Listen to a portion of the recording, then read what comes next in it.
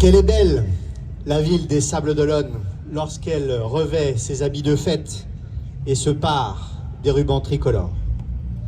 Quelle est belle la ville des Sables d'Olonne lorsqu'elle résonne des musiques et des danses populaires. Quelle est belle la ville des Sables d'Olonne avec ses majestés lorsqu'elle affiche les sourires de tous les amateurs des grandes fêtes populaires. Merci aux bénévoles qui font vivre la tradition d'une fête de la libération au sable à chaque fin du mois d'août.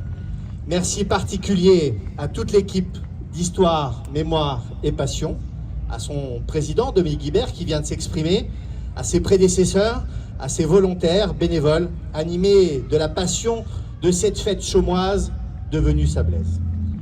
Merci à Christophe Cotuc, président de l'association sablaise de reconstitution historique, pour son soutien précieux.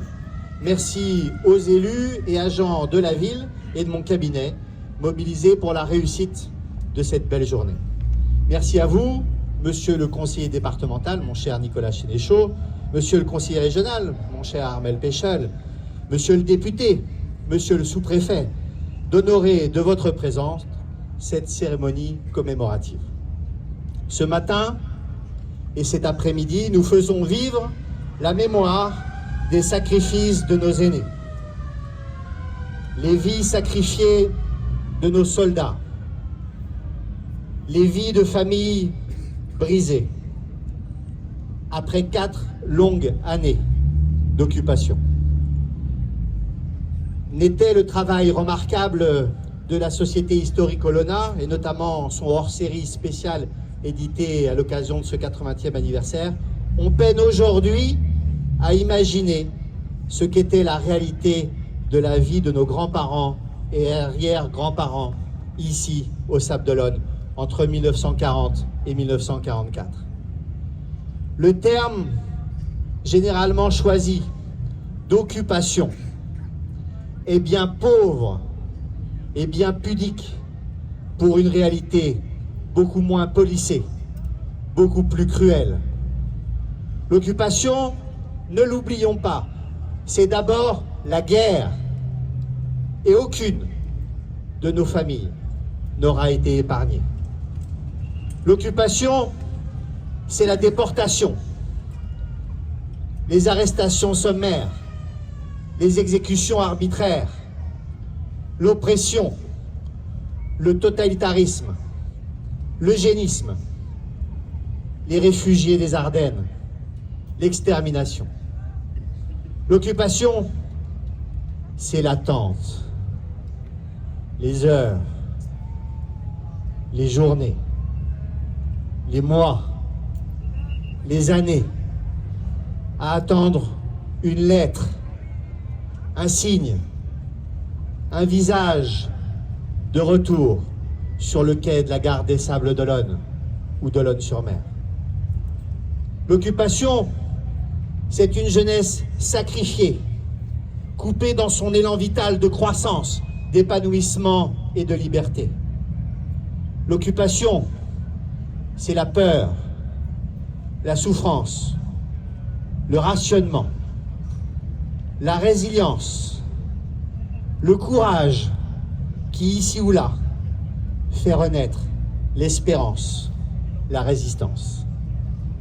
Alcide Gabaret, Stéphane Buton, Séraphin Buton, pardon, Marcel Ordeno, Pierre Moget et tant d'anonymes ont ouvert un chemin d'espoir, protégé la petite lumière vacillante de la France pour que nous puissions vivre aujourd'hui en 2024 en pleine liberté et nous choisir librement parfois de nouveaux esclavages, les smartphones, la vie connectée, ChatGPT, Skynet et les idéologies mortifères de notre siècle. Merci à tous et à toutes pour votre présence toujours aussi nombreuse ici au prieuré Saint-Nicolas devant le monument des péris en mer. Du ciel,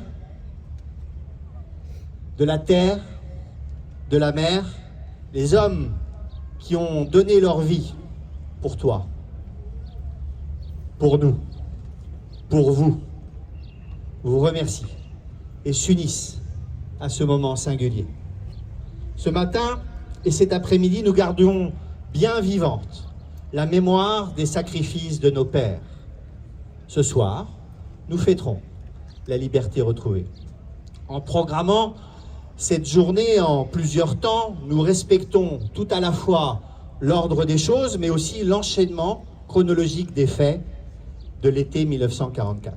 D'abord, la libération des Sables d'Olonne le 28 août 1944, puis, quelques jours plus tard, l'hommage aux morts rendu par les FFI au pied du monument aux morts le 15 septembre 1944, et enfin, la grande fête de la libération des Sables d'Olonne, qui fut la première ville de Vendée à être libérée, mais cette grande fête n'intervint finalement que le 1er octobre 1944.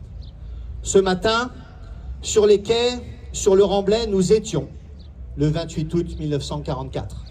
Ce midi, nous sommes le 15 septembre 1944 et nous rendons hommage aux morts pour la France. Nous rendons hommage aux sacrifices de nos aînés. Et ce soir, nous serons sur le Remblai, sur la place du tribunal, le 1er octobre 1944. Et nous fêterons avec d'abord la projection d'un film, puis un bal populaire, puis un feu d'artifice, la libération des Sables d'Olonne. Et si vous voulez bien, revenons quelques instants sur ce 28 août 1944, commémoré en ce 25 août 2024. Il faut bien avoir à l'esprit que la libération des Sables d'Olonne survint dans un contexte et une ambiance de forte tension. Les Sables, comme dans une guerre bien avant, étaient une ville de garnison. Il y avait plus de 3000 soldats allemands qui vivaient aux Sables d'Olonne. Ça change un peu l'ambiance. Et en août 1944, on est quelques semaines après le débarquement des Alliés en Normandie, le 6 juin, vous vous en souvenez. Nous sommes quelques jours après le 6 août, date à laquelle nos alliés, à qui je veux rendre exprimer une éternelle gratitude et qui sont représentés par de nombreux figurants aujourd'hui, les alliés coulent un escorteur allemand en rade des Sables. Quelques jours avant, vous avez un escorteur qui est coulé. Et puis le 15 août, belle journée, fête de la mer, le 15 août, c'est le début du commencement des opérations, du débarquement en Provence. Ce qui met la soldatesque allemande en état de tension, et ce qui conduit d'ailleurs à la mise en œuvre d'un couvre-feu, ici au Sables d'Olonne, toute la nuit, jusqu'au petit matin. Le 20 août, peut-être vous en souvenez-vous, ceux qui en avaient été témoins, c'est l'aviation canadienne qui coule 2 dragueurs de mines allemands à l'entrée du port. Le 27 août, la plupart des ouvrages maritimes du port sont minés et il s'en est fallu de peu pour que la tour d'Arundel, notre château phare de la Chaume et des Sables d'Olonne, soit détruit dans l'espoir vain de boucher l'accès au port et le fonctionnement du port. Il eût fallu l'intervention de notre prédécesseur, mon cher Louis, et du responsable de l'équipement pour obtenir la survie de cette tour d'Arundel, chère au cœur des Chaumois et des Sablais. Ce même jour, 27 août, ce sont les ponts des Marais d'Olonne, la Forgerie, Chanclou, la Bauduère, qui sont détruits, isolant les villages des Marais, du bourg et du reste de la ville. Les Allemands, je le disais, sont sur les dents, la tension est palpable, les rues s'électrisent. Finalement, vous le savez, dans la nuit du 27 au 28 août, retentissent de très nombreuses explosions. Les Allemands ont fait sauter les ouvrages pour rendre impropre à l'utilisation guerrière le port des Sables d'Olonne. Et au petit matin, les Allemands ont quitté la ville. Alors, la libération n'est pas le terme le plus adapté à la réalité du 28 août du matin. Plutôt qu'une libération, c'était une désertion des Allemands. Et lorsque les Chaumois, les Sablais découvrent les rues vides, c'est d'abord la stupeur, la peur. La liesse entremêlée qui survient, qui comme le ressac des vagues va et vient, dans le doute de savoir s'ils sont réellement partis, définitivement partis, à peine partis, à moitié partis. Finalement, personne n'aura chassé les Boches des Sables d'Olonne. Ils se sont enfuis, convaincus que le cours de la guerre s'était inversé, et par tout moyen, à pied, à cheval, à bicyclette, vaudés dans les cours de nos maisons, dans les cours de nos fermes, les soldats amants tentent de rejoindre La Rochelle ou Saint-Nazaire. Le sentiment de liberté mit un peu de temps avant de s'installer dans le cœur des Sablaises et des Sablais de 1944. Il eut fallu attendre le 10 septembre pour que le drapeau flottât, le drapeau tricolore flottât, non pas sur le bâtiment, parce que dès le 28 août, la tour d'Arundel arbore le drapeau tricolore et l'équipement aussi. Mais sur les bâtiments publics, et sur les bâtiments officiels, c'est le 10 septembre que le drapeau tricolore flotte à nouveau. Le 15 septembre, je le disais, les FFI ont organisé un dépôt de gerbes au monument aux morts et il faudra attendre le 1er octobre, la grande fête de la Libération. Entre-temps, il faut se frayer un chemin à travers les champs de mines tout autour de la ville. Il faut éviter de jouer avec les munitions, avec les obus qui virent périr 5 jeunes enfants au début, à la fin du mois d'octobre 1944. Et il faut veiller, attentif au déroulement du reste des opérations sur le territoire national pour attendre et espérer enfin la libération complète de la Vendée, de la France et la capitulation de l'Allemagne nazie qui n'arrivera que 8 mai plus tard, que 8 mois plus tard, le 8 mai 1945. Mesdemoiselles, mesdames, messieurs, chers amis, merci pour votre présence et l'énergie que vous avez mise pour faire revivre la joie de la libération. Merci aux élèves des classes de défense des collèges Jean Monnet et Paul Langevin.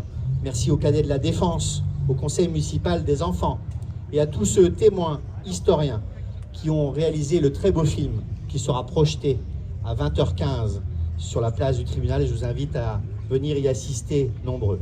Chers amis, ce soir, sur la place du tribunal, au son du swing et de la musique d'après-guerre, dans nos familles, nos associations, nos quartiers, nos foyers, soyons les témoins et les acteurs de cette joie retrouvée.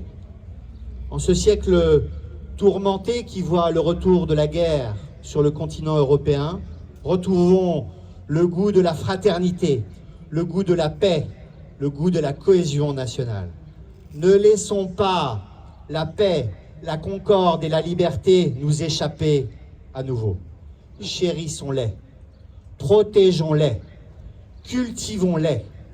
Vive les Sables d'Olonne libres, vive la liberté, vive notre espérance d'une nation libre dans un monde libre, vive la République et par-dessus tout, vive la France!